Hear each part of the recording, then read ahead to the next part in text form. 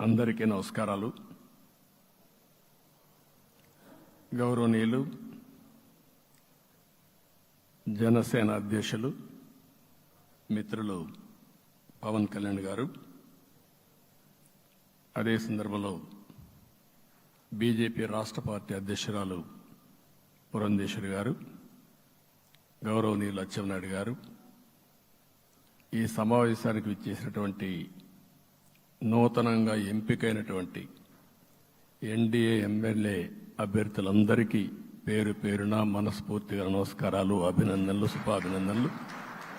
అందరికి కూడా మనస్ఫూర్తిగా కంగ్రాచులేషన్స్. అదే సమయంలో మీరందరూ కలిసి నన్ను శాసనసభ నాయకుడిగా, ఎన్డీఏ శాసనసభ నాయకుడిగా ఎన్నుకున్నందుకు మనస్ఫూర్తిగా అందరికీ నమస్కారాలు తెలియజేస్తున్నా, అభినందనలు తెలియజేస్తున్నా, ధన్యవాదాలు. ఇప్పుడే మిత్రులు మాట్లాడారు. నేను కూడా చాలా ఎన్నికలు చూశాను. ఈసారి రాష్ట్ర చరిత్రలో ఎప్పుడూ ఇవ్వనటువంటి తీర్పు ఇచ్చారు. ఈ తీర్పు మళ్ళీ నిలబెట్టుకునే బాధ్యత మనందరిపైన ఉంటుంది. అయితే రాష్ట్రంలో ఉండే 5 కోట్ల ప్రజలందరికీ శిరస్సు వంచి పాదాభివందనం చేస్తున్నా. ఈ రాష్ట్రాన్ని కాపాడుకోవడానికి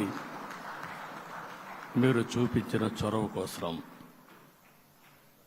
అందరం కూడా ఒకటి క్యాంపెయిన్ చేశాం. ప్రజలు గెలవాలి, రాష్ట్రం నిలబడాలి. ప్రజలు గెలిచారు. రాష్ట్రాన్ని నిలబెట్టే బాధ్యత ఇక్కడుండే శాసనసభ్యులపైన, మనందరిపైన ఉంది. ఈ విషయం మనం గుర్తుపెట్టుకోవాల్సిన అవసరం ఉంది. ఒక అరాచక పాలన, ఒక విధ్వంసకర పాలన.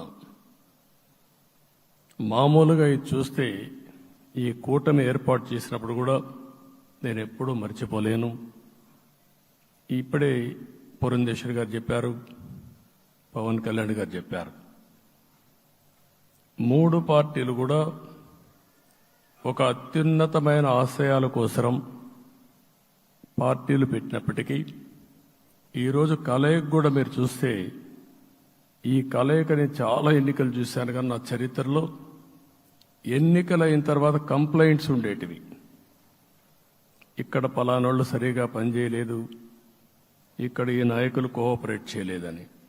నేను చూసిన మొట్టమొదటి ఎన్నిక, ఈసారి ఎన్నికల్లో మాత్రం 100% 3 పార్టీల నాయకులు, కార్యకర్తలు సమిష్టిగా పనిచేశారు. దానికి కారణం మనం ఒకసారి అన్వేషిస్తే, ప్రజలు మనోభావాలకు అనుగుణంగా మన కార్యకర్తలు కూడా ప్రవర్తించే పరిస్థితికి వచ్చారు. రాష్ట్రంలో ఉండే ప్రతి ఒక్క కార్యకర్తని, 3 పార్టీల తరపున ఉండే ప్రతి ఒక్క కార్యకర్తని, నాయకుడిని మనస్ఫూర్తిగా అభినందిస్తున్నా, ధన్యవాదాలు తెలియజేస్తున్నా, కృతజ్ఞతలు తెలియజేస్తున్నా. మేము చాలా వేవ్స్ చూసాం. 94లో 1 సైడ్ ఎన్నికలు జరిగాయి. అప్పుడు కూడా ఇన్ని సీట్లు రాలా, ఇన్ని ఓట్లు రాలా. ఈరోజు మనం చూస్తే 175 సీట్లకు గాను 164 సీట్లు గెలిచాం. అంటే 11 సీట్లే ఓడిపోయాం. అంటే స్ట్రైకింగ్ రేట్ 93%. అంటే మామూలుగా 93% రావడం అనేది దేశ చరిత్రలోనే అరుదైన అనుభవం ఇది. అలాంటి అనుభవం ఇక్కడ చూపించారు. ఓటింగ్ కూడా 57% ఓట్లు వేశారు. మనకు 50% ఓట్లు వేస్తే ఎక్కువ అనుకుంటాం. అలాంటిది 57% ఆవరేజ్గా ఈ రాష్ట్ర ప్రజానీకం మనల్ని ఆశీర్వదించారంటే మనలో ఎంత బాధ్యత పెరిగిందో మనం ఒక్కసారి గుర్తుపెట్టుకోవాల్సిన అవసరం ఉంది. జిల్లాల వారీగా, పార్లమెంట్ల వారీగా విశ్లేషిస్తే శ్రీకాకుళం క్లీన్ స్వీప్, 7కు 7 గెలిచాం. విజయనగరం అన్నీ గెలిచాం. అరకు 2-3 ఎన్నికల్లో మనం గెలవకుండా ఈసారి ఎన్డీఏ అభ్యర్థులు చూస్తే 7కు 5 గెలిచాం. మన దురదృష్టం పార్లమెంట్ పోయింది. అక్కడి నుంచి వైజాగ్ 7కు 7 గెలిచాం. అనకాపల్లి 7కు 7 గెలిచాం. దెన్ తూర్పుగోదావరి, కాకినాడ, అమలాపురం, రాజమండ్రి, నరసాపురం, పక్కన వస్తే ఏలూరు, మచిలీపట్నం, కృష్ణా, గుంటూరు, నరసరావుపేట, బాపట్ల అన్స్టాపబుల్ 7కు 7 గెలిచాం. అక్కడి నుంచి ఒక్క ఒంగోలులో బ్రేక్ పడింది, ఒక 2 సీట్లు పోయినాయి. అక్కడి నుంచి నెల్లూరు 7కు 7 గెలిచాం. తిరుపతి 7కు 7 గెలిచాం. కానీ దురదృష్టం పార్లమెంటు పోగొట్టుకున్నాం. చిత్తూరు ఎప్పుడు ఇన్ని సీట్లు గెలవాలి, 7కు 7 గెలిచాం. అక్కడి నుంచి రాజంపేటలో 7కు 4 గెలిచాం. 3 సీట్లు పోగొట్టుకున్నాం, పార్లమెంట్ పోయింది.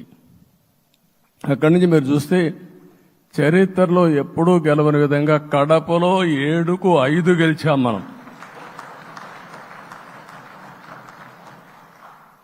ఆ తర్వాత అనంతపురకు వస్తే క్లీన్ స్వీప్ 7కు 7 గెలిచాం. హిందూపూర్లో 7కు 7 గెలిచాం. నంద్యాల ఎప్పుడూ ఊహించని విధంగా 7కు 7 గెలిచాం.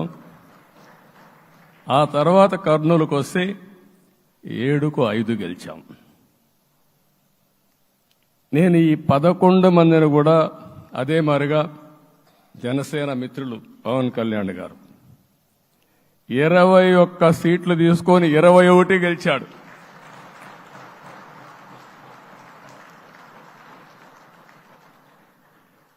బీజేపీ 10 సీట్లు తీసుకుంటే 10 గెలిచారు, 8 గెలిచారు.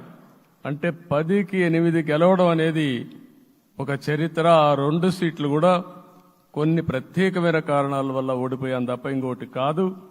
అంటే ఇక్కడ ఒక లెసన్ మనందరికీ అర్థమైంది ఏంటంటే, అభ్యర్థులు గట్టిగా నిలబడుకున్న ప్రతి ఒక్క చోట ప్రజలు మనల్ని ఆశీర్వదించారు, గెలిపించారు. ఇదే ఈ యొక్క ఎన్నికల్లో మనందరం గుర్తుపెట్టుకోవాల్సిన ఒక ప్రత్యేకమైన విషయం. నేను చాలాసార్లు ఎన్నికలైన తర్వాత సమీక్షలు చేసుకున్నాం, కానీ ఇలాంటి విజయం, ఎలాంటి సాటిస్ఫాక్షన్ ఎప్పుడూ లేదు. దీనికి కారణం ప్రజలు మన మీద నమ్మకం పెట్టుకున్నారు. పార్లమెంట్ ఎన్నికల్లో కాదు, అసెంబ్లీ ఎన్నికల్లో చూస్తే 95,000 ఓట్ల మెజారిటీతో గెలిపించారు. గాజువాక 95,000 ఓట్ల మెజార్టీతో గెలిపించారు. ఈ విషయాలు నేను పవన్ కళ్యాణ్ గారు ఢిల్లీకి వెళ్ళినప్పుడు, పురంధేశ్వరి గారు వచ్చినప్పుడు, ఈ రాష్ట్రంలో ఇచ్చిన మ్యాండేట్ వల్ల ఢిల్లీలో మమ్మల్ని అందరూ గౌరవించే పరిస్థితికి వచ్చారు. మీ గెలుపు వల్ల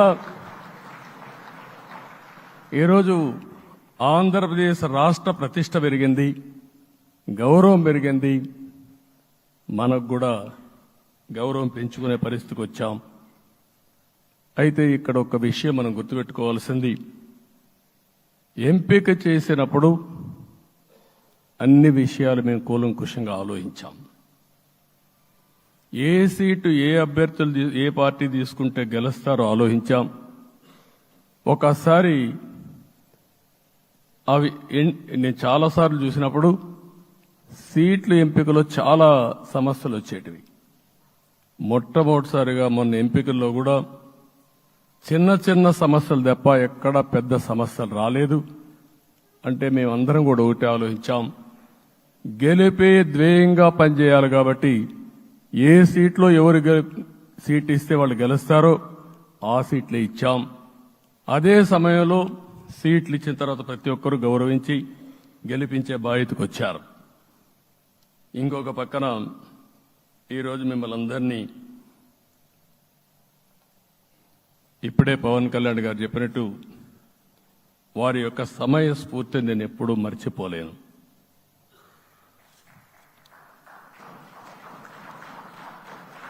మొట్టమొదటిసారిగా నేను జైల్లో ఉన్నప్పుడు వచ్చాడు. వచ్చినప్పుడు నన్ను పరామర్శించాడు. బయట వచ్చి ఈ రాష్ట్రం అంత మునుపు చెప్పినా అంత మునుపు అనేక సందర్భాల్లో ప్రభుత్వ వ్యతిరేక ఓటు చేయకూడదని చెప్పారు.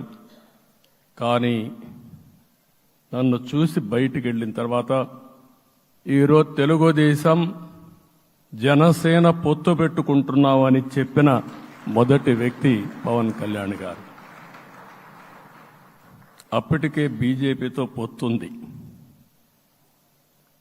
అయితే ఒక మాట చెప్పాడు, బీజేపీతో పొత్తుంది, బీజేపీ తెలుగుదేశం జనసేన 3 పార్టీలు కలిసి పోటీ చేస్తామని కూడా చెప్పి మళ్ళీ ఆ ప్రయత్నం చేసి కడాన రాష్ట్ర ప్రయోజనాల దృష్ట్యా బీజేపీ తెలుగుదేశం జనసేన పొత్తు పెట్టుకున్నాం. మనస్ఫూర్తిగా ఆయన అభినందిస్తున్నా. ఆ రోజటి నుంచి ఎలాంటి పొరపక్షాలు లేకుండా కలిసి పనిచేశారు. మాకు కొన్ని అనుమానాలు ఉండేటివి. ఓటు ట్రాన్స్ఫర్ అవుతుందా లేదా, ఓటు ట్రాన్స్ఫర్ కాకపోతే ఎక్కడన్నా సీట్లు నష్టపోతామని. అందుకే మీరు ఒకసారి చూస్తే ఎన్నికలు మొత్తం సెట్ అయింది, నామినేషన్స్ వేసాం, ముందుకెళ్ళాం. అదే సమయంలో మొట్టమొదటిసారిగా కొవ్వూరులో 3 పార్టీల నాయకులు కలిసి, నేను, పవన్ కళ్యాణ్ గారు, పురంధేశ్వరి గారు, ముగ్గురం కలిసి ఫస్ట్ మీటింగ్ అడ్రస్ చేశాం. అక్కడి నుంచి 6 జిల్లాల్లో మేమిద్దరం కలిసి తిరిగాం. బీజేపీ నాయకులు కలిసి వచ్చారు. ఆ తర్వాత మొట్టమొదటిసారిగా అమిత్ షా గారు ఏదైతే అనంతపూర్లో ధర్మవరం కాన్స్టిట్యున్సీకి వచ్చారు. నేను మొన్న నేషనల్ మీటింగ్లో కూడా చెప్పాను. ఆయన వచ్చినప్పుడు చాలా స్పష్టంగా ఎందుకు మేము పొత్తు పెట్టుకున్నామనే విషయాలు చెప్తూ ఈ ప్రభుత్వ అవినీతిని ఎండగట్టారు, సూటిగా మాట్లాడారు. ఆ ఒక్క మీటింగ్తో రాష్ట్రం మొత్తం ఒక నమ్మకం వచ్చింది. బీజేపీ కూడా పూర్తిగా ఈ కూటమిని సపోర్ట్ చేస్తున్నారనే కాకుండా ఈ రాష్ట్రానికి ఏ అవసరం ఉందో చెప్పగలిగారు. అది అయిన తర్వాత ప్రధానమంత్రి గారు వచ్చారు. మొట్టమొదటి మీటింగ్ మీరు చూస్తే ఇక్కడనే రాజమండ్రిలో పెట్టారు. రాజమండ్రిలో స్పష్టత ఇచ్చారు, దేని అనకాపల్లిలో స్పష్టత ఇచ్చారు. తర్వాత రాజంపేటలో మాట్లాడుతూ చాలా క్లియర్గా చెప్పారు. ఇదే విజయవాడకు వచ్చినప్పుడు రోడ్ షో పెడితే నా జీవితంలో ఎప్పుడూ చూడలేదు, ప్రధానమంత్రి గారు కూడా అదే చెప్పారు, బ్రహ్మాండమైన రోడ్ షో విజయవాడలో జరిగిందని ప్రధానమంత్రి గారు కూడా అభినందించే పరిస్థితికి వచ్చారు. ఇవన్నీ కలయికే మన విజయం. ఈ విషయం మనం గుర్తుపెట్టుకోవాల్సిన అవసరం ఉంది. మీరు కష్టపడ్డారు. నేను చాలా ఎన్నికల్లో చూశాను. అందరూ అభ్యర్థులు కూడా ఈ ఎన్నికల్లో కష్టపడిన విధానం కానీ ఇంత కష్టం నేను ఎప్పుడూ చూడలేదు. ఒక్క మాటలో చెప్పాలంటే ప్రతి ఒక్కరూ మనసు పెట్టి పనిచేశారు. అందుకే ఈ గెలుపు వచ్చిందని చెప్పి కూడా నేను మీకు తెలియజేస్తున్నా. మీ అందరి సహకారంతో రేపు ప్రమాణ స్వీకారం చేస్తున్నాను. దానికి మీ అందరికీ ధన్యవాదాలు. రేపు ప్రమాణ స్వీకారానికి ఇప్పుడు ఆపరేషన్ లేకుండానే మోకాళ్లకు ప్లాస్మా ట్రీట్మెంట్. మీ ఆర్థోపెడిక్ సమస్యలన్నిటికీ రోబోటిక్ టెక్నాలజీ ద్వారా తక్కువ ఖర్చుతో శాశ్వత పరిష్కారం. Free consultation. ప్రతి ట్రీట్మెంట్ పై 20% డిస్కౌంట్. ఈ ఆఫర్ కొద్ది రోజులు మాత్రమే. త్వరపడండి. V9 hospitals 9281465842.